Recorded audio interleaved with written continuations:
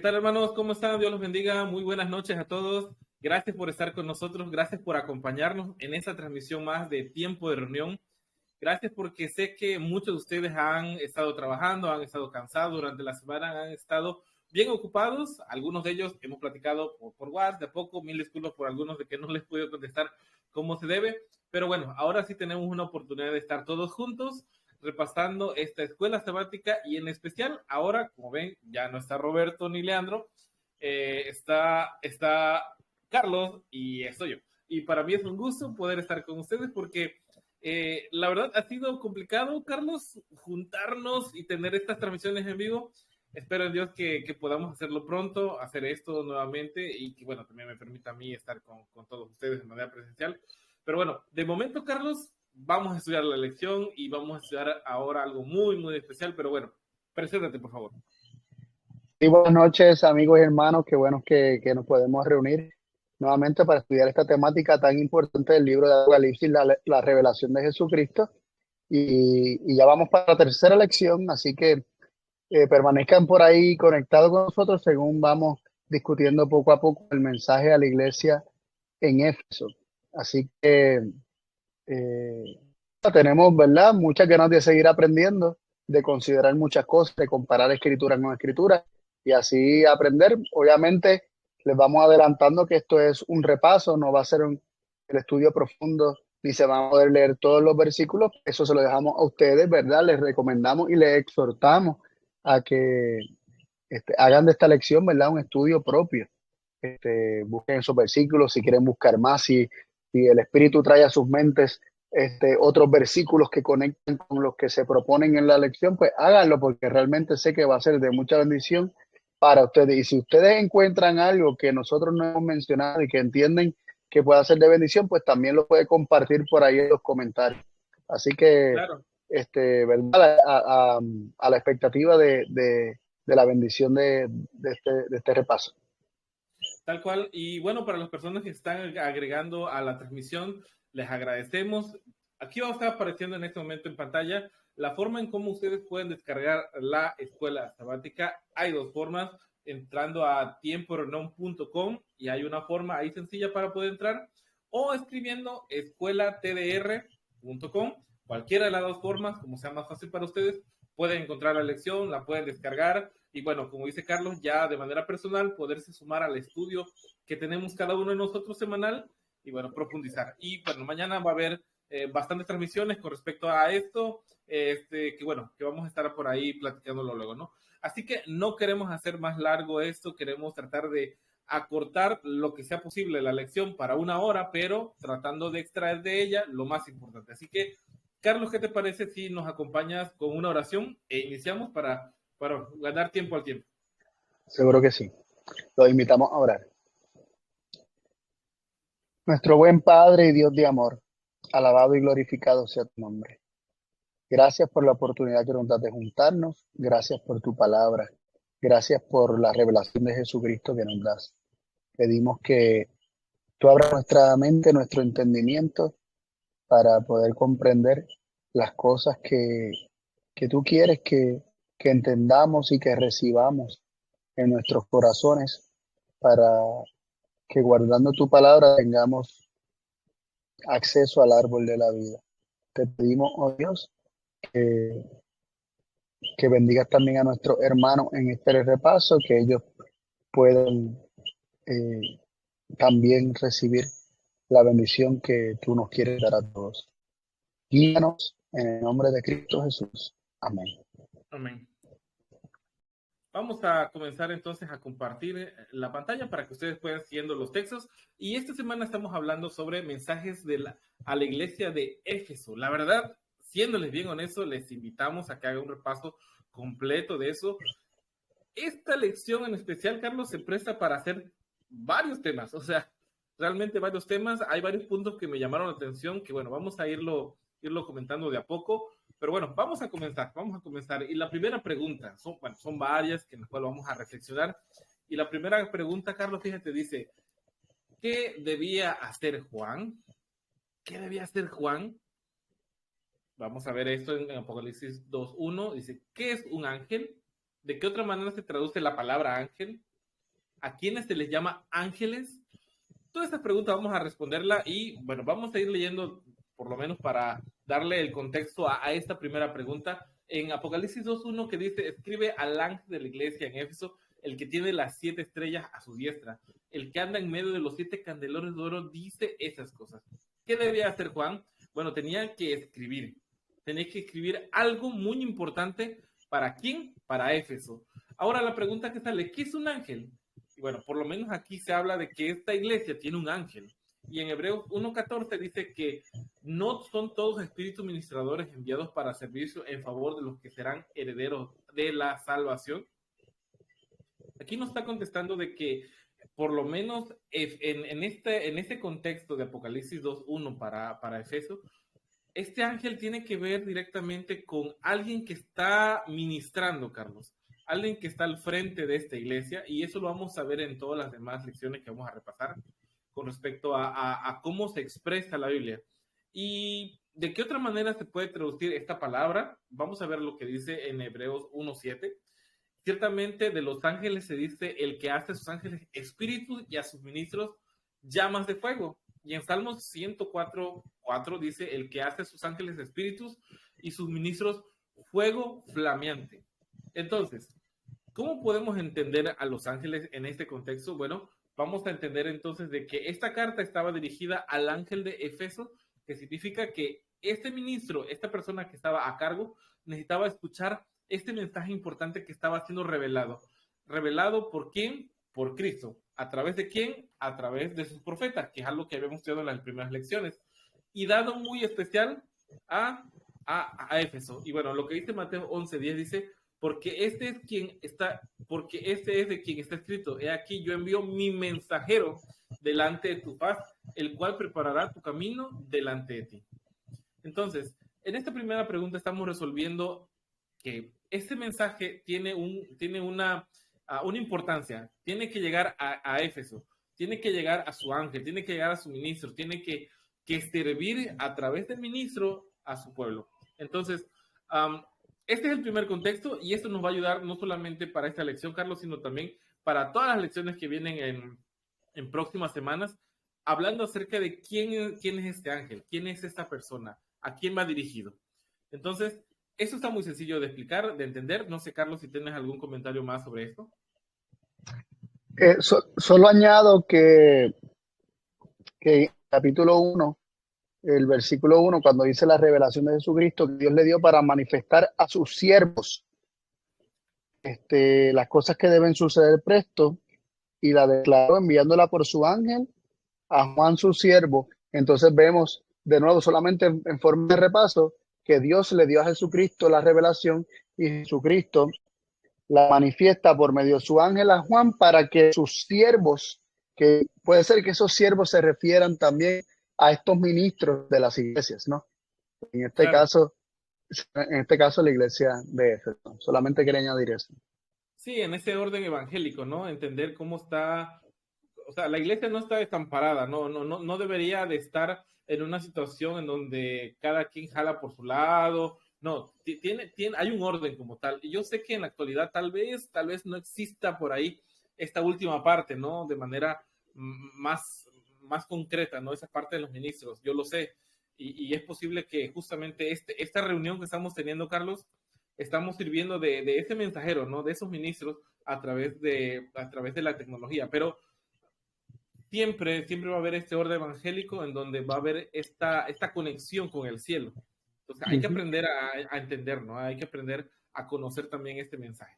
Bueno, entonces, ¿qué te parece si vamos a la siguiente pregunta? La pregunta número 2. Sí, la pregunta número 2 dice de la siguiente forma. ¿Cómo se presenta el emisor del mensaje? ¿Quién tiene las 7 estrellas en su diestra y anda en medio de los 7 candeleros de oro? ¿Cuál es el significado de tener las estrellas en su mano y andar en medio de los candeleros? Y se nos manda no solamente a leer el primer versículo de Apocalipsis 2, también se nos recomienda leer Apocalipsis 1, o sea, repasarlo 12, 13 y 16 al 18. Y también se nos dice que consultemos la lección de las preguntas 7 y 8, que no lo vamos a hacer aquí por cuestión de tiempo, pero también se nos da la nota uno en cuanto a esto. Vamos a ver primero los versículos. Claro. La pregunta que decía, ¿cómo se presenta el emisor del mensaje? Se presenta diciendo, el que tiene las 7 estrellas en su diestra, el que anda en medio de los 7 candeleros de oro, dice estas cosas. Así que se presenta el emisor como que es aquel que tiene las 7 estrellas en su mano derecha, en su diestra, y anda en medio de los candeleros de oro. Es decir, es Jesucristo. Y entonces leemos Apocalipsis 1, 13, 16 al 18, lo siguiente. Apocalipsis 1, 13 y 16. Perdón, el 12 y el 13, aquí solamente subí el 13 y el 16 y el 18 por asuntos de espacio, ¿no? Y en medio de los 7 candeleros, uno semejante al Hijo del Hombre, vestido de una ropa que llegaba hasta los pies y ceñido por el pecho con cinto de oro, y tenía en su diestra 7 estrellas, y de su boca salía una espada aguda de 2 filos, y su rostro era como el sol cuando resplandece en su fuerza, y cuando le vi caí como muerto a sus pies, y él puso su diestra sobre mí, diciéndome, no temas, yo soy el primero y el último, el que vivo, estuve muerto y aquí que vivo por siempre, amén, o para siempre, amén, y tengo las llaves de la muerte y del infierno. Así que claramente se está identificando al emisor, que es Cristo, como aquel que tiene las 7 estrellas en su diestra, aquel que camina entre las estrellas, y ese es Jesucristo, el Hijo del Hombre, aquel que estuvo muerto, pero que vive, aquel que murió, pero que resucitó. Es Jesucristo el emisor, y se presenta como sosteniendo las 7 estrellas, ¿verdad? Que se nos identifican como siendo los 7 ángeles y los 7 candeleros de oro, el camino entre los candeleros, ¿verdad? Que son las 7 iglesias. Si vamos a leer la nota uno,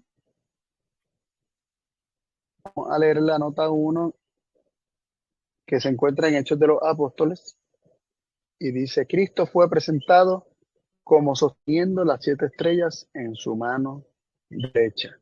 Esto nos asegura que ninguna iglesia que sea fiel a su cometido necesita temer la destrucción, porque ninguna estrella que tiene la protección del Omnipotente puede ser arrancada de la mano de Cristo. Interesante, ¿eh?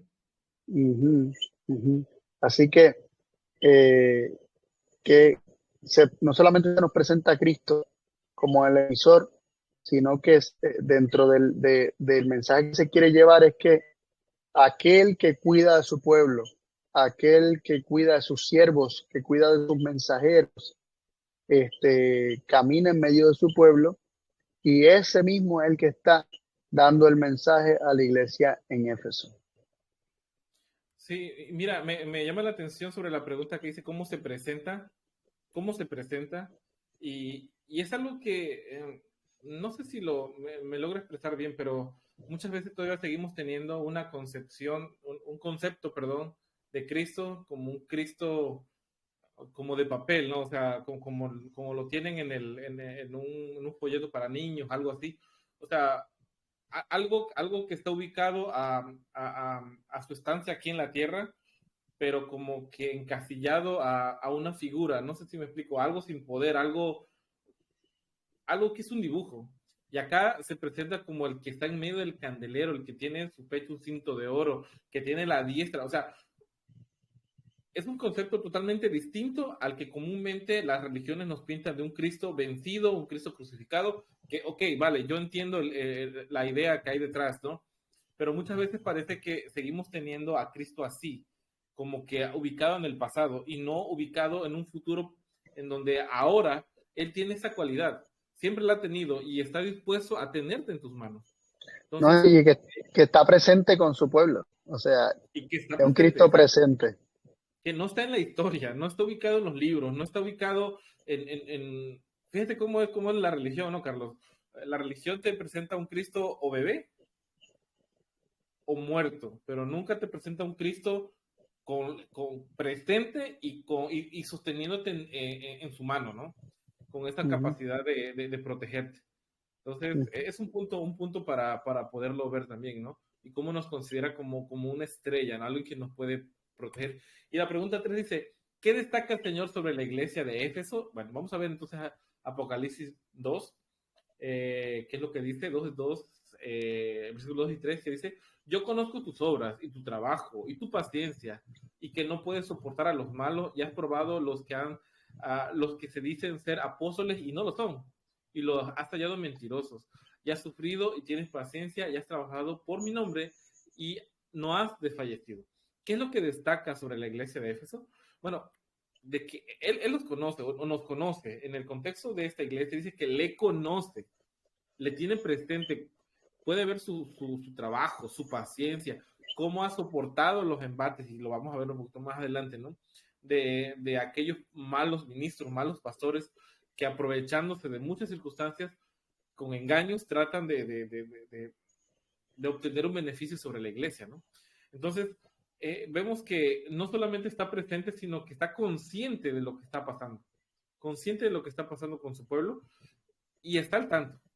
Entonces, ¿qué te parece, Carlos, si vemos la siguiente pregunta? Porque aquí le da continuidad a todo eso, ¿no? Y ver a qué se está refiriendo con soportar, con el trabajo, con la paciencia. Vamos con la Seguro. pregunta. Y la pregunta 4 dice, ¿a quiénes no podían soportar y qué hacían al respecto? ¿Qué encontramos en la Biblia sobre el discernir espíritus? Ya nos dan muchos versículos para considerar y hasta algunas notas para leer. Y leemos en 1 Corintios 12, versículo 10. Dice, bueno, antes de eso, antes de leer eso, vamos a responder basado en el versículo que acabamos de leer anteriormente, a quienes no podían soportar y qué hacían al respecto. Y si le puedes ir un poquito para atrás para leer el versículo en el slide anterior, dice que no podía soportar a los malos, y habían probado a los que decían ser apóstoles y no lo son. Así que no podían soportar, sí, no podían soportar a los malos. Es decir, tenían discernimiento para identificar quiénes eran malos, ¿no? Y quiénes eran los que decían ser apóstoles y realmente no lo eran y lo podían hallar mentirosos. Tenían ese discernimiento. Entonces, ahora hablando en cuanto a ese discernimiento, y que este discernimiento espiritual, vamos a leerlo en 1 Corintios 12, que dice, a otro el hacer milagros y a otro profecía y a otro discernimiento de espíritus y a otro diversos géneros de lenguas y a otro interpretación de lenguas. Aquí está hablando de dones espirituales y dentro de los dones espirituales se encuentra el discernimiento de espíritus. Esto es un don espiritual. El discernimiento de espíritu es un don espiritual.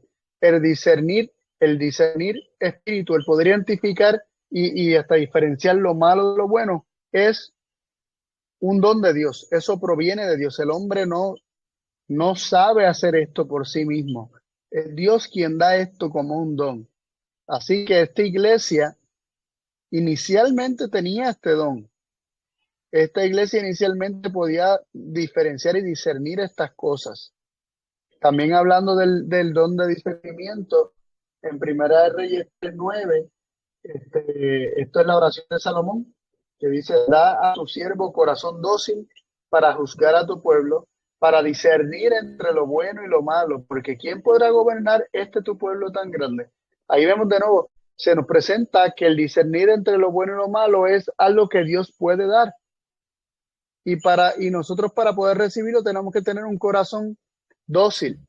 Así que se conecta no solamente el hecho de que sea un don con el versículo anterior que leímos, sino que también se nos añade que un corazón dócil que se deje enseñar es necesario para entonces poder recibir este discernimiento.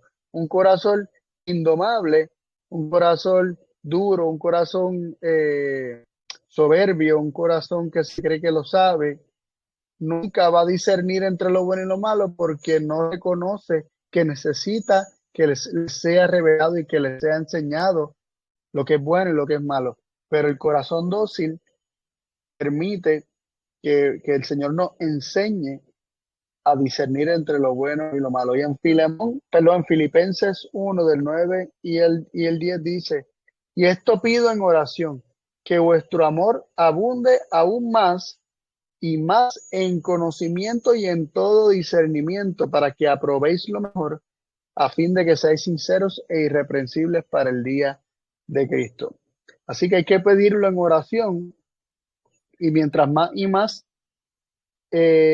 abundamos en conocimiento, vamos también a abundar en discernimiento para poder aprobar lo mejor y rechazar lo malo, ¿no? Y rechazar lo peor. Sí.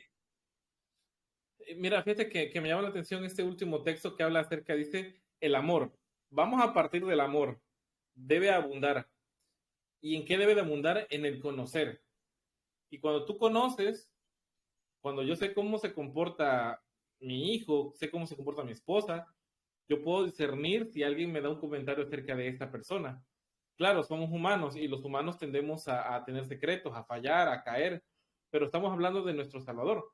Por lo tanto, si le conozco, si le amo y le conozco, podré discernir entre lo que me vengan a decir de que él pide algo o pide otra cosa.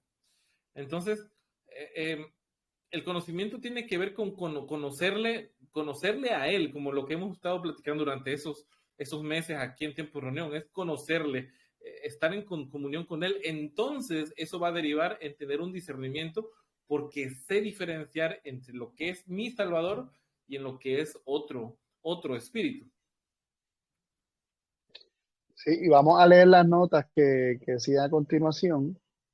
Dice así, de la Review General de mayo 26 de 1903, el párrafo 6 dice lo siguiente: y que no puedes soportar a los malos, y has probado a los que dicen ser apóstoles y no lo son, y los has hallado mentirosos. Mientras no debiéramos buscar faltas en otros y acusarlos, nunca hemos de prestar nuestra influencia para mal. Existen algunos cuyo hablar es vanidad. Tu influencia conlleva al mal. A los que se arrepientan serán pesados en balanzas y hallados faltos. La fiel reprensión pudiera salvarlos. Y en la nota 3 dice: conozco tu obra y tu trabajo y tu paciencia, y que no puedes tolerar a los malos. Probaste a los que dicen ser apóstoles y no lo son, y los hallaste mentirosos. Esta obra de purificar la iglesia es una labor dolorosa, pero una que no debe pasarse de alto si es que la iglesia tuviera la aprobación de Dios.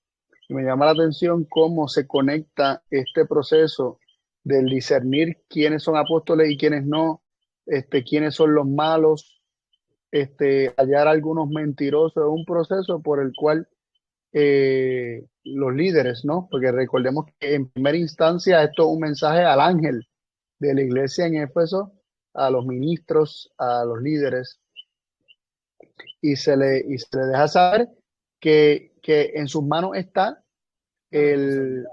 una responsabilidad, ¿verdad?, de reprensión, de corrección, ¿verdad? Y, y que algo doloroso, es algo que no nos gusta tener que hacer, no nos gusta tener que confrontar este, a las personas, pero por amor a ellas, cuando vemos que algo no está bien, cuando vemos que el Señor, ¿verdad?, nos muestra en su discernimiento que esa no es la forma o esa no es la enseñanza, debiéramos apelar en amor para salvarlos, porque la fiel reprensión, no cualquier reprensión, la fiel reprensión pudiera salvarlos. Cuando la reprensión es en fidelidad, pueden ser salvos aquellos que están en el error o Sí, haciéndolo equivocado, ¿no? sí, fíjate que es complicado el tema de la reprensión. Eh, los que somos padres, digo, yo soy padre primerizo, pero he tratado de informarme y todo, Carlos. Lo primero que se te ocurre a ti para reprender a tu hijo, a veces es como lo hicieron con nosotros, ¿no?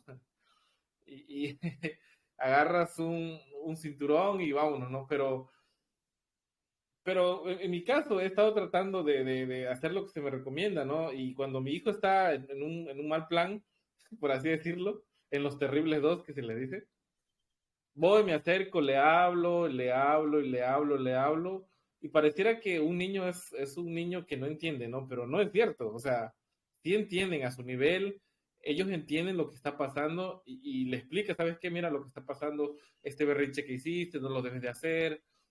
Si nosotros tuviéramos en consideración conocer a nuestro padre cómo es, y tal vez la responsabilidad de los dirigentes en que ellos son esta guía aquí en la tierra de llevar este mensaje, de este mensaje que es dado a ellos como ángel, y tratar también a la Grey como estos hermanos que son descarriados y que tal vez ellos tienen este punto de entendimiento, creo yo que ganaríamos más que estas actitudes que si bien tal vez yo, si alguien me conoce del pasado, dirá Arturo, pero es que tú eras de esas personas que atacaba, o sea, golpeaba a la gente con la Biblia y con el NG de güey en lugar de curarlos.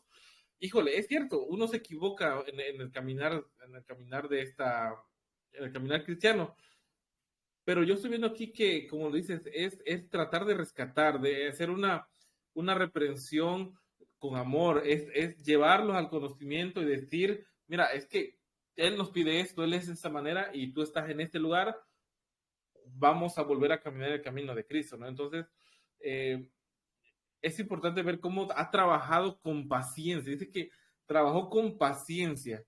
Y, y mira, la pregunta que sigue justamente habla acerca de esto. Dice, las características mencionadas en el versículo 2 y 3, ¿cuáles aparecen en tiempo pasado? O sea, en un contexto de qué hizo o hicieron, ¿no? Y has sufrido y tienes paciencia. Dice, has sufrido, pero tienes paciencia. Y has trabajado por mi nombre y ahora no has desfallecido. ¿Cómo ha estado presente, por lo menos, Éfeso? ¿Cómo ha sido su característica? Dice que ha sufrido, pero y tiene paciencia. Y has trabajado Y en mi se, nombre y no has fallecido. y se lo tiene como algo bueno, ¿no? Se lo tiene como ese sufrimiento, ese trabajo por su nombre, ese no desfallecer, se presenta como algo del pasado, pero que, que a la vez es positivo, ¿no? Porque todavía no hemos entrado en la corrección, todavía no hemos entrado en lo que es la corrección a la iglesia en Sí, Éfeso. Así que se le sí, reconoce esto como algo bueno. como algo bueno, ¿no? Entonces, que tienes paciencia. Y yo me pongo a pensar cuántas veces eh, pude haber ganado más si yo hubiera sido más paciente.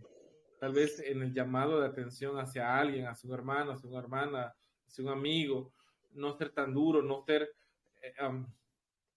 bueno, lo vamos a ver más adelante acerca de eso, de hablar con amor, de rescatar con amor, de considerarnos como también coiguales en ese camino, ¿no? Pero bueno, vamos a avanzar en eso que dices, Carlos, en la pregunta 6 acerca bueno, ¿qué se le reprocha, no? ¿Qué reproches hay? Ujú. ¿Qué se le reprocha a la iglesia en Éfeso? ¿Qué cosa en tiempo pasado, en su primer amor, ya no hace en tiempo presente? Compara con versos 2 y 3. ¿Y por qué se pierde el amor? Son las preguntas que tenemos ahí. Se nos sugieren versículos y también la nota. Vamos a leer algunos de los versículos. Pero tengo contra ti que has dejado tu primer amor. Así que el reproche es que dejó su primer amor. Eh, y esto nos conecta con lo que decíamos anteriormente, o sea, que había sufrido, tenía paciencia, había trabajado, este, no había desfallecido. Eso se presenta como las cosas que hacía en su primer amor, por eso aparecen en tiempo pasado.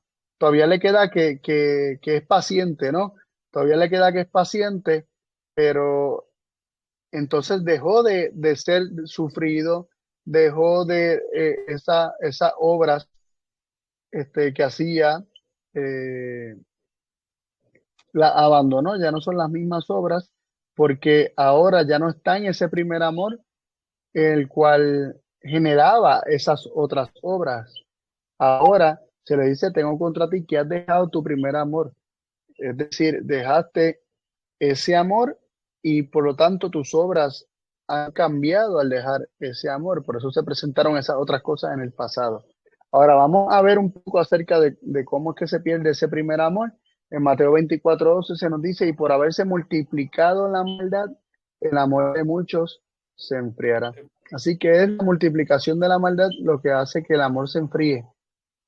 Este, y podríamos conectarlo con ese abandono del primer amor. Este, en Jeremías 2, del 2 al 5, también se nos presenta algo bien interesante en cuanto a lo que es dejar el primer amor, y hay muchos más versículos que están arriba sugeridos para que los consideren. Pero leemos este de Jeremías 2 del 2 al 5. Dice, anda y clama a los oídos de Jerusalén diciendo, así dice Jehová, me he acordado de ti, de la lealtad de tu juventud, del amor de tu desposorio, cuando andabas en pos de mí en el desierto, en tierra no sembrada. Santidad era Israel a Jehová, primicias de sus nuevos frutos. Todos los que le devoran injuriarán.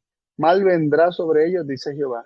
Oíd la palabra de Jehová, casa de Jacob, y todas las familias de la casa de Israel. Así dice Jehová.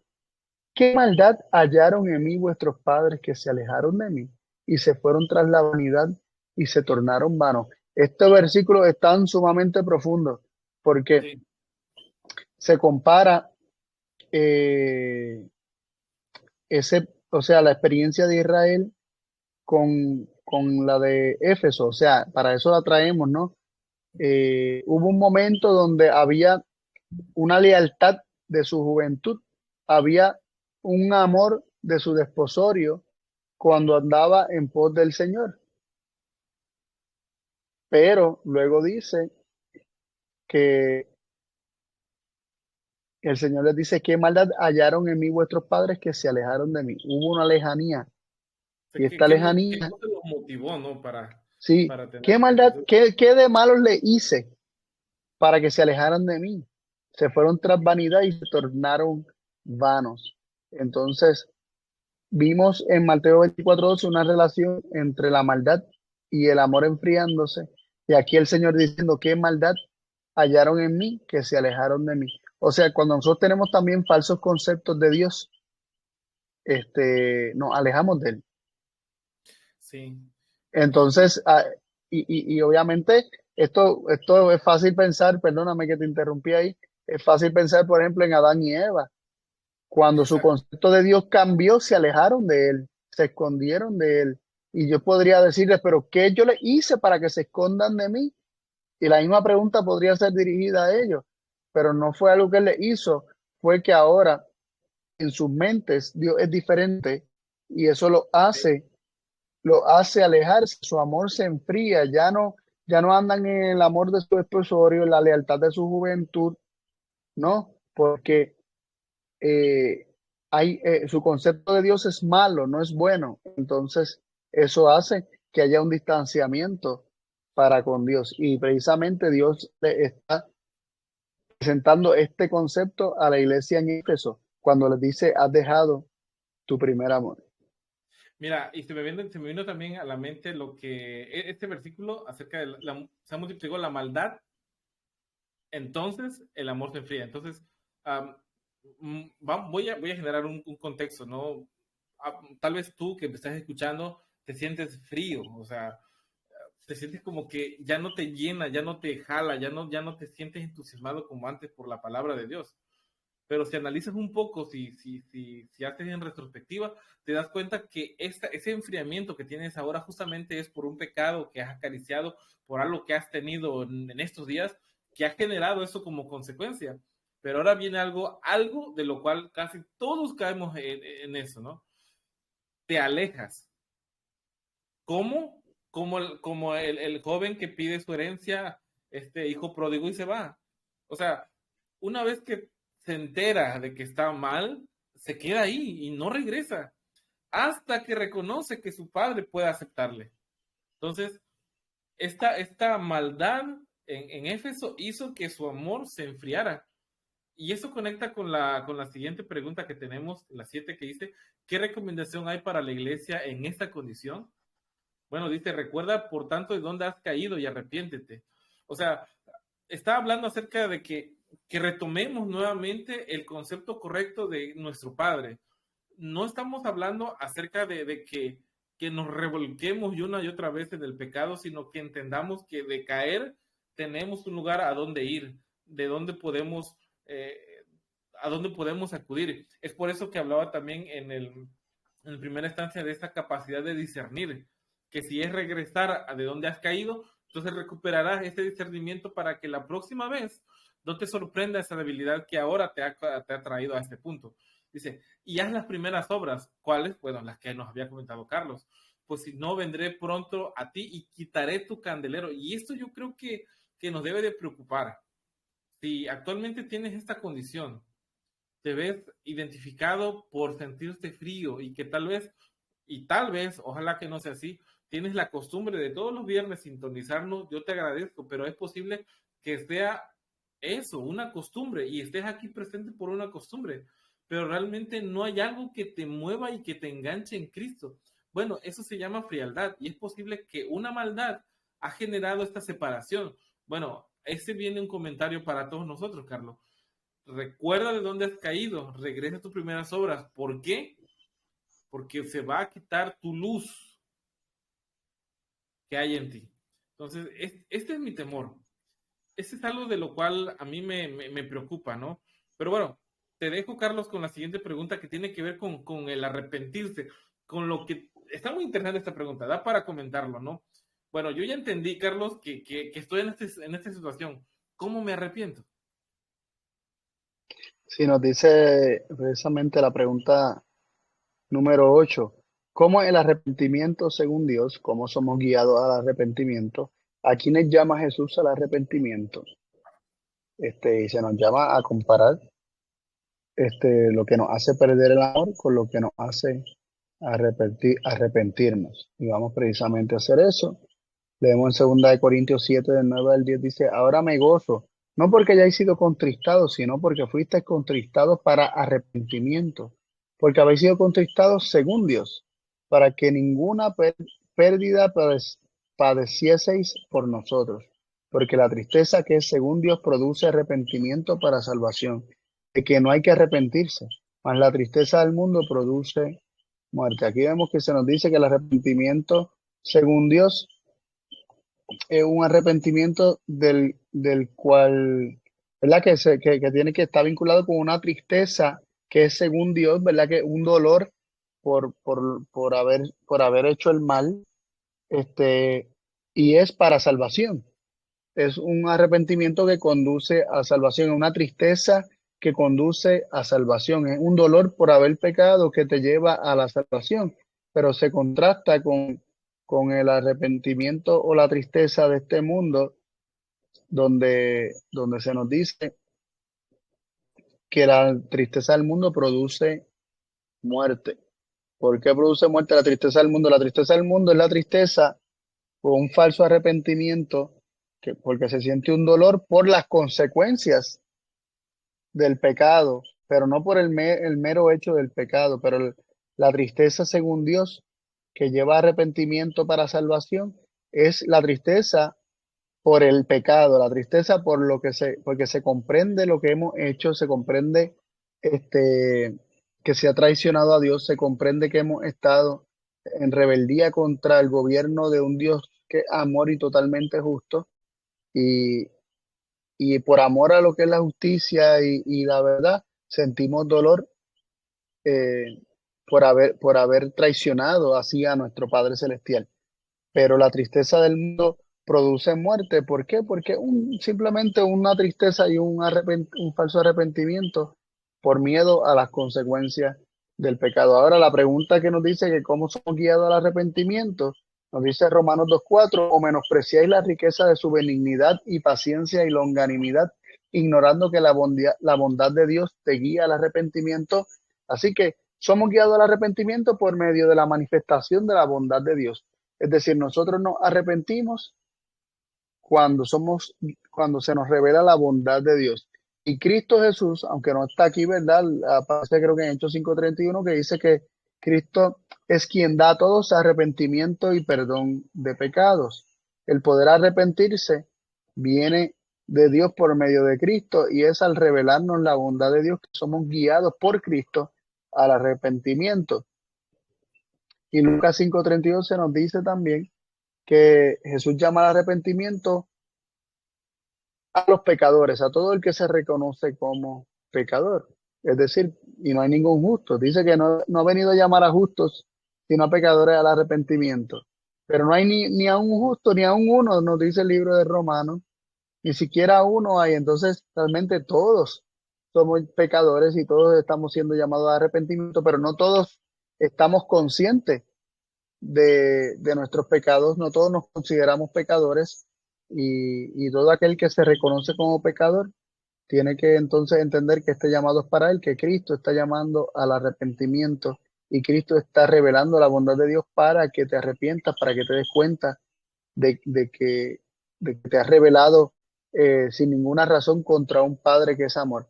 Ahora, cuando se nos manda a comparar lo que nos hace perder el amor, vimos que lo que nos hace perder el amor es la maldad, ¿verdad? Que a causa de la maldad el amor se enfría. Y vemos que lo que nos hace arrepentirnos es la bondad. Así que la bondad nos hace arrepentirnos y la maldad nos hace enfriarnos, ¿verdad? Nuestro amor enfriarse, perder el primer amor y alejarnos, distanciarnos de Dios. Y no cuando hablamos de maldad, nos referimos al pecado, ¿no? Al abrazar el pecado, aceptar falsos conceptos de Dios, que es pecado también porque nos hace idólatras, ¿no? Es tener una imagen falsa de Dios y eso nos hace idólatras también. Así que vemos como el pecado en todas sus facetas, pero incluyendo también pensar mal de Dios o equivocadamente acerca de Dios y albergar ideas erróneas nos hacen alejarnos de Él y que nuestro primer amor desaparezca y cómo la bondad, la revelación de la bondad de Dios nos trae de vuelta a Él. Está una nota ahí para que está Sí, muy, muy interesante. vamos a leer la nota del Camino a Cristo. Nos dice así: el arrepentimiento comprende tristeza por el pecado y abandono del mismo. No renunciamos al pecado a menos que veamos su pecaminosidad. Mientras no lo repudiemos de corazón, no habrá cambio real en nuestra vida. Muchos no entienden la naturaleza verdadera del arrepentimiento. Muchas personas se entristecen por haber pecado y aún se reforman exteriormente porque temen que su mala vida les acarree sufrimiento. Pero esto no es arrepentimiento en el sentido bíblico. Lamentan el dolor más bien que el pecado. Hmm. Sí, que lo que estábamos mencionando, ¿no? Que se lamentan por el dolor y las consecuencias que le acarrea la conducta, pero no necesariamente es un repudio de ese pecado, ¿no? Siguen su corazón, siguen amando el pecado. Y por eso es que le acarreará como quiera la muerte, o como decía el versículo en Corintios que leímos hace un momento, que dice que la tristeza de este mundo es para muerte, ¿no? O que lleva finalmente a la muerte. Y es precisamente por eso, porque el pecado sigue estando abrazado y arraigado en el corazón. Y fíjate que no me quiero quedar más aquí porque da para bastante, pero ojo con esto, si alguien que nos está viendo por ahí en su teléfono, en la pantalla, tómenle foto a esto, búsquenlo, lean más el detalle de esta parte, porque qué profundo es eso, ¿no? ¿Qué es lo que te mueve? ¿Qué es lo que te mueve al arrepentimiento? Las consecuencias, realmente el repudio al pecado, está para Ujú. pensarlo, ¿no? Porque Para ¿cuántas reflexionar, reformas, sí. cuántas reformas se han hecho o hemos hecho basados en qué? En el miedo de la ley dominical. Híjole, esto no, esto da para algo de estudio porque cuántos grupos, y lo voy a decir aquí, estamos en confianza, cuántos grupos de sostén propio no se salieron por una reforma basada en un temor y que justamente hoy, perdón porque lo diga por una experiencia tal vez personal, no tal vez de nadie más está acá, pero se está peor de cuando se suponía que estaban mal dentro de una iglesia organizada, ¿no? Entonces, ¿qué lo movió al arrepentimiento? ¿Qué te movió a tomar decisiones? ¿El miedo a qué? Entonces, Ujú. eso para mucho más. Bueno, tenemos aquí esta otra que también está muy interesante, siguiendo con la idea de regresar al primer amor. ¿Cuáles fueron las primeras obras de algunos que vivieron este primer amor? ¿Qué mensaje daba el apóstol Pablo al respecto? O sea, ¿qué era eso del primer amor? Alguien ya está intuyendo, ya está intuyendo esto del primer amor. Yo sé que ahí, que nos estás escuchando, Robert, Leandro, Dani, cualquier hermano, éramos fastidiosos cuando conocimos a nuestro amor. Supongo yo que Carlos también, ¿cómo fastidiaste a tu familia, a tus amigos? Oye, conocí una chica, que esto. O sea, estamos siempre, siempre hablando de este primer amor. Fíjense que es lo que dice en Juan 1, 46 a 43 a 46. El siguiente día quiso Jesús ir a Galilea y halló a Felipe y le dijo, sígueme. Y Felipe era de Bethsaida, la ciudad de Andrés y Pedro. Felipe halló a Natanael y le dijo, hemos hallado a aquel a quien escribió Moisés de la ley y los profetas, a Jesús de Nazaret, el hijo de José.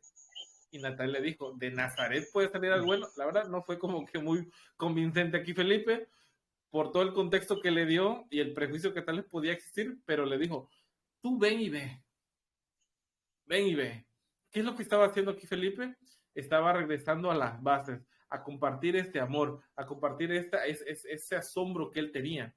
Y en Hechos 26:20 dice, sino que anuncié primeramente a los que estaban en Damasco y a Jerusalén y por toda la tierra de Judea y a los gentiles que se arrepientan y se conviertan a Dios haciendo obras dignas de arrepentimiento.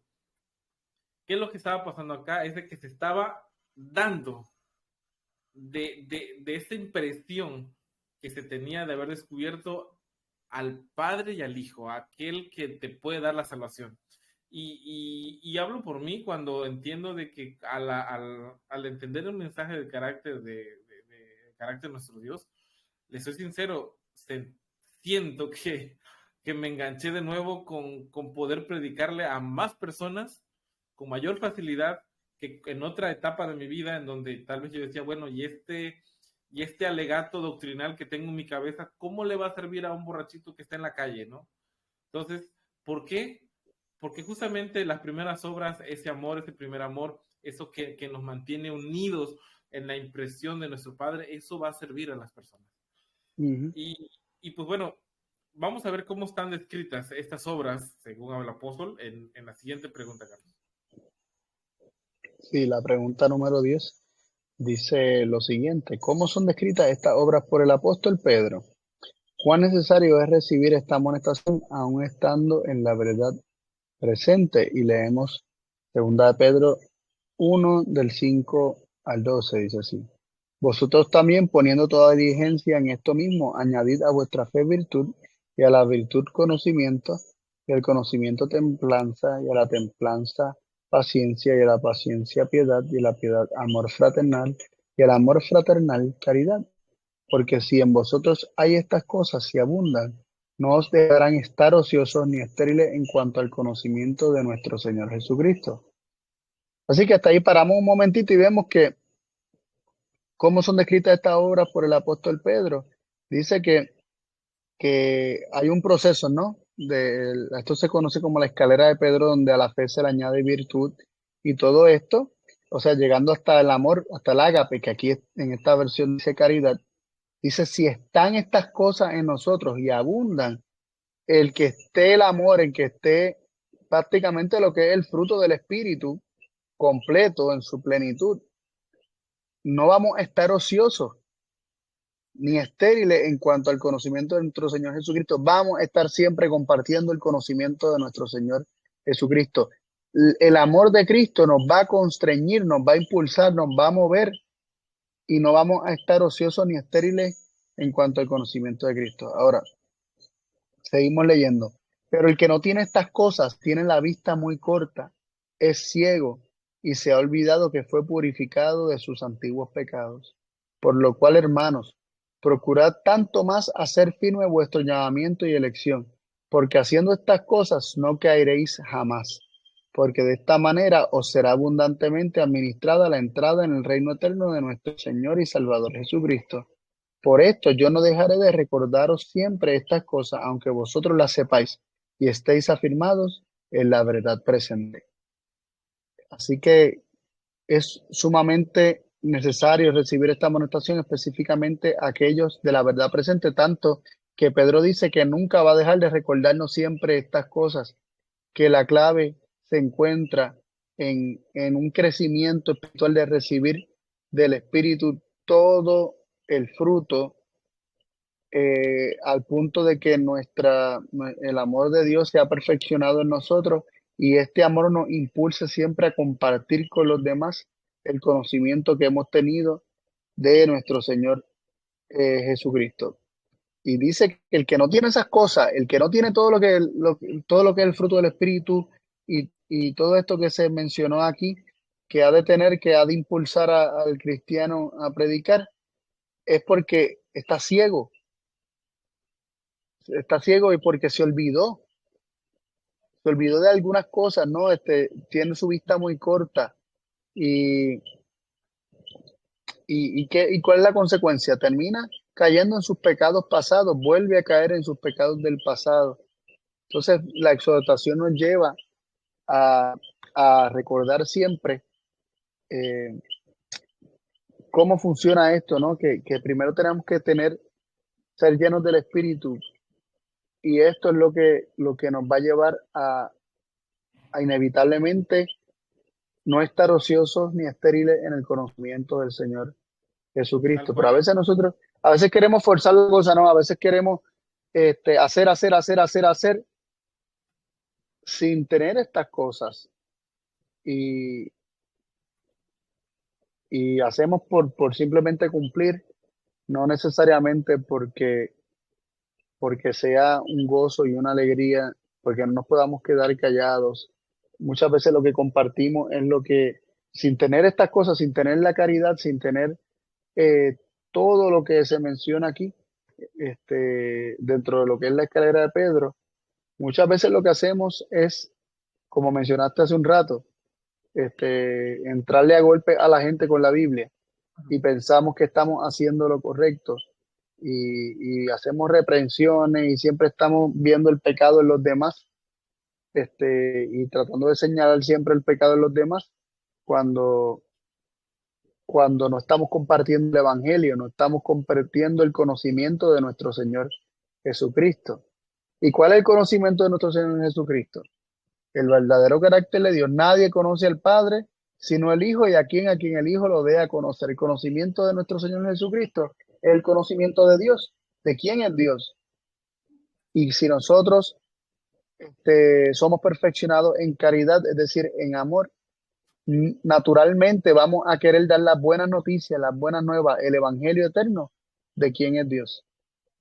Y es causa y efecto, pero si no entendemos bien esas buenas nuevas, vamos a tratar de fabricar obras para sentirnos que estamos obrando, pero esas obras siempre van a ser según la justicia humana y como mencionamos, entrándole a golpes y a espadazos con la Biblia a la gente. Sí, tal cual. Y fíjate que aquí hay una nota que tenemos ahí, te la leo rapidito. La nota 6 dice, el deseo del Señor es que sus seguidores crezcan en gracia, con sus frutos abundantes más y más, que estén llenos con los frutos de justicia que son por medio de Jesucristo para a gloria y alabanza. Dice, uno de los planes divinos para el crecimiento consistente en compartir, dice, es en compartir. El cristiano debe ganar fortaleza fortaleciendo a otros. Y esto no se puede conseguir a menos de que tú aprendas a cómo fortalecer, de dónde debes depender, de confiar y conocer de quién debes depender. Y ahora, con esta experiencia que tú tienes, y de decir, mira, esto funciona de esta manera. Escucha la voz de Dios. Entonces, eh, yo me veo en retrospectiva, Carlos, y digo, ay, cuántas cosas anduve haciendo que andábamos que no lo hacíamos bien, ¿no? Pero yo creo que el Señor es bueno y nos ha colocado en momentos de la vida. Y yo creo que hoy, justamente hoy que estamos estudiando eso, es por algo, o sea, es para recapacitar y volver a lo básico, volver a tener esta conexión en Dios y como el mensaje a Éfeso, ¿no? Que es volverte a conectar a algo que has perdido. Ujú, Y vamos a pasar la siguiente pregunta. Ya vamos casi en la hora, así que vamos a avanzar un poquito más rápido. ujú, La pregunta 11 dice, ¿quién es el que hace estas obras? O sea, ¿quién las hace?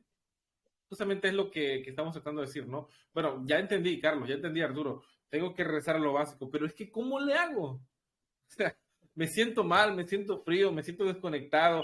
Ya me di cuenta que mi pecado ha hecho separación. Bueno, ¿cómo hago? Gálatas 2:20 dice, con Cristo estoy justamente crucificado, más vivo ya no yo, sino que Cristo vive en mí y lo que ahora vivo en la carne lo vivo en la fe del Hijo de Dios, el cual me amó y se entregó a sí mismo por mí. Y Isaías 26:12, Jehová, tú establecerás paz para nosotros, porque también has hecho en nosotros todas nuestras obras. Y Y aquí no hay mucho comentario más que agarrar la experiencia que podemos tener en uno como hijo. Recordemos que somos hijos de nuestro Padre. Y lo habíamos comentado en semanas pasadas, y creo que en la lección pasada, hablando acerca de si tenemos el concepto claro de padre e hijo y su carácter y cómo es él y reconocerle, no teniendo un concepto equivocado de él como padre, así como Aarón, así como tus niñas, Carlos, así como nuestro, el, no saben cómo va a ser que va a llegar la comida a la casa, pero ellos confían. Y si tú le dices, quédate aquí, que aquí no, que aquí está la sombra, que aquí está, ellos lo hacen. ¿Cómo? No tienen que hacer nada más que confiar en la palabra. Entonces, como tenemos un concepto equivocado de un padre que para que protegernos tenemos que hacer nosotros algo por él, como si fuera un padre caprichoso, que tenemos que hacer algo por él, pues bueno, pues por obvias razones, hay muchas personas que tienen este miedo, ¿no, Carlos? De este miedo de acudir a él, porque, bueno, ¿qué le llevo? ¿Qué le entrego?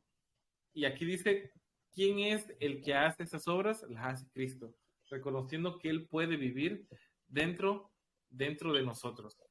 Entonces, bueno, eso es, hasta acá, esto es algo de lo que estamos rescatando de Éfeso. Pero bueno, ahora vamos a ver cómo es que, en la siguiente pregunta, cómo es que Efesios, cómo es que empieza a ocurrir este arrepentimiento. Mm.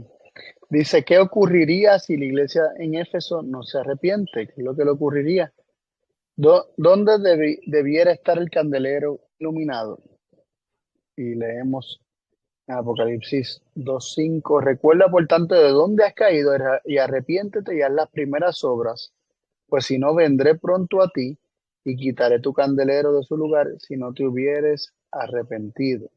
Vemos que eh, respondiendo a la primera parte, o sea, de la pregunta, ¿qué ocurriría si la iglesia de Éfeso no se arrepiente?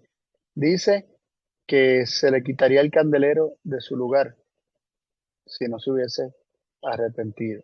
¿Y cuál era el lugar, verdad? Del candelero. ¿Cuál era el lugar del candelero? Y vemos en Apocalipsis 1, 2 y 3, dice, me volví para ver la voz que habla conmigo y vuelto vi 7 candeleros de oro y en medio de los 7 candeleros de oro a uno semejante al Hijo del Hombre, vestido de una ropa que llegaba hasta los pies y ceñido por el pecho con un cinto de oro.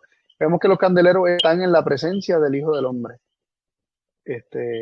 Cuando dice que el candelero lo quitarían de ese lugar, entonces el candelero no estaría más ante la presencia de Cristo, es decir, que la presencia de Cristo ya no estaría con su iglesia. Él ya no podría estar caminando entre medio de su pueblo. Así que esas vendrían siendo las consecuencias de lo que le ocurriría a la iglesia en Éfeso si no se arrepiente. Y mira, y fíjate que aquí también da para más, para hablar más, pero yo me quedo con este texto que habla, ¿no? Recuerda, por tanto, de dónde has caído y arrepiéntete. Ujú. Dice, ¿por qué? Porque tu candelero se irá de su lugar. Bueno, lo voy a decir de esta manera, ¿no? A mí me da miedo eso, Carlos, la verdad, o sea, que de a poco esta voz se retire y no te des cuenta en el momento en donde de plano ya no hay nada de eso. Ujú. Entonces, Sí, no, y totalmente, y es un asunto de que nosotros con perdiendo el primer amor, alejándonos de Dios, de su presencia, pues finalmente Él nos va a terminar dando lo que queremos y la presencia de Cristo ya no va a estar más con aquellos que endurecen el corazón para escuchar su voz. Recordemos que aquellos que le aman y guardan su palabra, es decir, que la reciben y la atesoran, el Padre nos amará, dice, y hará nuestra morada, tanto el Padre y el Hijo harán su morada con nosotros, pero esos son los que reciben su palabra, porque la presencia de Dios viene al hombre cuando el hombre recibe su palabra, cuando el hombre guarda su palabra, que es espíritu y que es vida. Así que es como causa y efecto también. sí, sí, y mira, vamos a ir cerrando con estas preguntas. Y fíjate lo que dice la pregunta número 13. ¿Qué posee aún la iglesia de Éfeso? ¿Y quiénes son los nicolaitas? Estas notas, por favor, véanla para que tengan el contexto. Tal vez alguien esté diciendo aquí, bueno, Arturo, ¿y quiénes son los nicolaitas? Está interesante ahí el análisis que hizo nuestro hermano Leandro en estas notas, Pero bueno, vamos a ver lo que dice Apocalipsis 2:6, dice, pero tienes esto que aborrece las obras de los nicolaitas, los cuales yo también aborrezco. ¿Quiénes eran ellos? Bueno, en Señal de los Tiempos, de febrero 25 de 1897, dice, se enseña mucho ahora la doctrina que el Evangelio de Cristo ha anulado la ley de Dios, que creyendo quedamos liberados de la necesidad de ser hacedores de la palabra. Pero esta es la doctrina de los nicolaitas que Cristo condenó tan implacablemente. Alguien puede estar diciendo hasta acá, dice, bueno, es que Arturo y Carlos me están diciendo acerca de escuchar la voz de Dios, de acudir hacia Él a pesar de mis pecados, de que parece que es un concepto de creer y ya quedo libre de todo. Bueno, no estamos diciendo eso. Lo que estamos diciendo es de que así como el joven rico se apartó, regresó, pero ¿qué pasó? Se tuvo que sujetar nuevamente ¿a quién? Al Padre. Tuvo que quedar sujeto al Padre. Eso es para todo un tema, ¿no? Pero aquí, y ya pueden leer entre líneas lo que está diciendo eso, dice que ya no somos hacedores de la palabra, que creyendo quedamos liberados y teniendo una libertad, pasándola a un libertinaje, ¿no? Y justamente me preocupa eso porque actualmente es algo que abunda. Entendiendo que ya está esto de la casa abránica, que bueno, se comentó en pasadas ocasiones con Leandro, en códigos secretos y todo eso que nos siguen, pero hablando acerca de la casa abránica, de esta necesidad de unir a las casas que tienen, a las iglesias más populares del mundo, en pos del amor, en ignorar las diferencias teológicas. Entonces, realmente este problema que tenía Éfeso no es algo solamente de su época, algo que está presente todavía.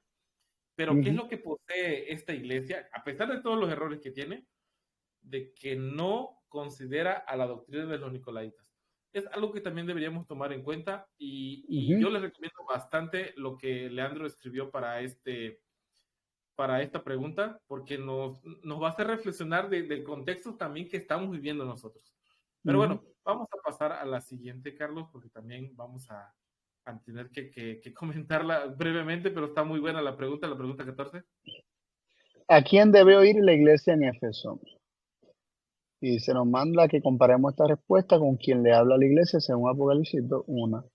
Dice, el que tiene oído, oiga lo que el Espíritu dice a las iglesias, y al que venciere le daré a comer del árbol de la vida, el cual está en medio del paraíso de Dios. Dice que el Espíritu es el que está hablando a la iglesia en Éfeso. O sea, dice que la iglesia en Éfeso debe oír lo que el Espíritu está diciendo a las iglesias. Pero se nos exhorta que comparemos esto con quién es el que está hablando a la iglesia en Éfeso. Y escribe el ángel de la iglesia de Éfeso, el que tiene las 7 estrellas en su diestra, el que anda en medio de los 7 candeleros de oro, dice estas cosas. El que está hablando es Cristo, ¿verdad? De eso concluimos que Cristo es el Espíritu que habla a las iglesias. Y podemos pasar a la próxima pregunta, porque me parece que esta fue rápidamente contestada y las que nos quedan van a volver a abundar sobre este punto. Sí, tal cual. ¿Qué debe de hacer la iglesia de Éfeso? Mira, pero bueno, sigamos con eso. ¿Qué se le promete a la iglesia a Éfeso? ¿Qué se le prometió a la iglesia? ¿Qué nos da acceso al árbol de la vida? ¿Qué significa guardar la ley de Dios? Están interesantes todos esos pasajes y fíjense lo que dice Apocalipsis 2:7. El que tiene oído, oiga lo que el Espíritu dice a la iglesia. Oír. Eso siempre lo vamos a estar notando en estos comentarios. Al que venciere le daré comer árbol de la vida. El 22:14. Bienaventurados los que guardan sus mandamientos para tener derecho al árbol de la vida. Ok, vale, ya oí, ya resguardé en mi corazón, que es muy importante. Y el 22:14 dice, sigue hablando aquí, dice, bienaventurados los que guardan sus mandamientos, pero ¿para qué? Para tener derecho al árbol de la vida y poder entrar en las puertas de la ciudad. Siempre vamos a encontrar, Carlos, esta secuencia. ¿Esa secuencia de qué cosa? De oír y después guardar. Oír y Ujú. guardar. Siempre va a estar presente eso. Entonces, esto es una dependencia completamente de nuestro Dios. Y la siguiente pregunta, ¿no? Ahora, vamos a resolver eso, ya estamos finalizando. ¿Cuál es el símbolo entonces del árbol de la vida? ¿De quién es un símbolo el árbol de la vida? Leemos en Proverbios 3:13 y el 18 y el 19 que dicen, Bienaventurado el hombre que halla la sabiduría y obtiene la inteligencia. Ella es árbol de vida a los que la abrazan, y bienaventurados son los que la retienen. Jehová con sabiduría fundó la tierra y afirmó los cielos con inteligencia. Así que vemos que la sabiduría y la inteligencia es el árbol de vida. Y dice que Jehová fundó la tierra con sabiduría y afirmó los cielos con inteligencia. Sabemos que Dios creó las cosas por medio de Cristo, ¿no? Y de esto mismo nos habla Pablo cuando en 1 Corintios 1:24 y 30 dice, más para los judíos como griegos, Cristo es el poder de Dios y sabiduría de Dios. Mas por él estáis vosotros en Cristo Jesús, el cual de Dios nos es hecho sabiduría y justificación y santificación y redención. Cristo es la sabiduría de Dios y la sabiduría de Dios es el árbol de la vida. Sí que el árbol de la vida es un símbolo de Cristo, un símbolo de participar de él, de comer su carne y beber su sangre, de comer el fruto, de comer su vida, de tener sus palabras que son espíritu y son vida en nosotros. Así que básicamente los versículos que leímos decían que bienaventurados son los que guardan los mandamientos para tener derecho al árbol de la vida. Es que al guardar su palabra, al recibirla, vamos a estar comiendo al verdadero árbol de la vida, vamos a estar comiendo de la vida de Cristo. Tal cual, tal cual. Y fíjate esta última pregunta que tenemos aquí, bastante interesante. Dice, ¿quién fue el que habló ese mensaje a la iglesia de Éfeso? ¿Por qué, por qué hacemos esa pregunta? Porque si bien hemos avanzado bastante en este análisis de la lección, que no se nos olvide quién es el que habló el mensaje. ¿Quién se nos habló? Cristo Jesús. ¿Quién es el Espíritu Ujú, que habla a las iglesias? Hay ujú. bastante acerca de eso, pero haciendo un súper resumen, es el que tiene oído, oiga a lo que el Espíritu dice a la iglesia, al que venciere, le daré de comer. El que tenga oído, el que venza, es el que oiga al Espíritu lo que dice a la iglesia. Todos estos pasajes no hablan más, Carlos, que referirse a quién, a Cristo Jesús. Y esto, y yo podría terminar con esta presentación hasta acá, porque si bien el evangelio que se nos ha dado, bueno, el evangelio que vino a transmitir Cristo es reflejar a eso que se había perdido, que era el carácter de su Padre, justamente el mensaje a la iglesia de Éfeso, a pesar de la distancia de tiempo que había histórico entre lo que vino a ser Cristo, de su mensaje, nuevamente vuelve a hablar justamente de lo mismo, de aquello que perdió, de aquello que la iglesia de Éfeso estaba dejando, y el consejo que se le da a Carlos es, regresa a ese primer amor, regresa y reconéctate a aquel que te hizo estar en tu mejor momento. Entonces yo creo, hermanos, Ujú. hasta acá que nos han estado acompañando, que si hay algo que podemos rescatar de esto es que esta relación de Cristo tiene que ver directamente con volver a conectar con aquello que hayamos perdido. Yo sé, hermanos, yo sé que muchos hemos dado el paso que es de salir, de conocer, de aprender, tal vez de una manera un poco rara, un poco violenta, un poco agresiva. No sé su experiencia que hayan tenido, pero justo estamos en este momento de volver a aprender lo que Cristo quiere para nosotros. ¿Cómo tienes que transmitir el evangelio a otras personas? De la manera en cómo tú te fortaleces, entendiendo de que si escuchas a tu padre y le crees a él, lo que va a hacer él es, bueno, va a recompensarte a ti como el hijo que eres. Y esa maravillosa esperanza la puedes compartir con tu hermano que está al lado, que en el espíritu, él también tiene la misma necesidad que tú. Y así como tú puedes obtener esa confianza, esa fortaleza, eso mismo puedes conectar con esa otra persona. ¿Cómo lo podemos hacer? Bueno, regresando a escuchar a Cristo, volviendo a escuchar ese mensaje, volviendo a aprender lo que hemos dejado de hacer. Y este mensaje, así como lo analizaba la semana pasada, Robert y Leandro, no es solamente algo enfocado a un periodo de tiempo, sino que también podemos conectarlo con una actitud. Y tal vez eso nos faltó comentarlo, ¿no, Carlos? Eso es una experiencia y una actitud. Estamos ubicados en un segmento de la historia que es la Odisea. No lo vamos a discutir, pero es probable que tu experiencia de cristiano sea lo que le pasó a Éfeso. Entonces, así como la solución para Éfeso fue volver a reconectar con ese primer amor, pues bueno, lo que nos hace falta entonces, Carlos, ¿qué es? Si estamos en esta misma experiencia, en esta misma actitud de Éfeso, es volver a reconectar con nuestro primer amor. Esta maldad que ha hecho separación, hacerlo a un lado y confiar nuevamente en nuestro Padre Celestial. Amén, amén. Entonces, no sé si tenga un comentario más, Carlos, para terminar con esta parte de ya con la lección. No, no. Me pareció que cerramos bien ahí. Pues vale, entonces yo le agradezco a todos los hermanos que estuvieron conectados hasta este momento. Gracias por estar presentes. Dios los bendiga, hermanos. Y no queremos hacer más largo esto. Está muy bueno para seguir hablando, pero vamos a hacer una oración. Vamos a orar, Carlos. Y a todos los hermanos que están ahí en casita nos puedan acompañar de una manera reverente para cerrar este repaso de Escuela Sabática. Padre nuestro que estás en los cielos, gracias Padre porque nos has tenido hasta este momento para estudiar tu palabra. Permítenos entender, poder escuchar tu voz, sacar ese sentimiento de frialdad que tenemos en nuestro corazón, ese corazón apachurrado tal vez de no volver, de no sentir que, que, que, que, que hace vibrar tu palabra en nuestro corazón. Leer la Biblia no nos genera este entusiasmo que tal vez nos emocionaba hace años atrás, de estas costumbres que son más una ley que una experiencia viva de conectarnos, Padre, por favor te pedimos que lo puedas quitar de nuestro corazón, que lo puedas hacer a un lado.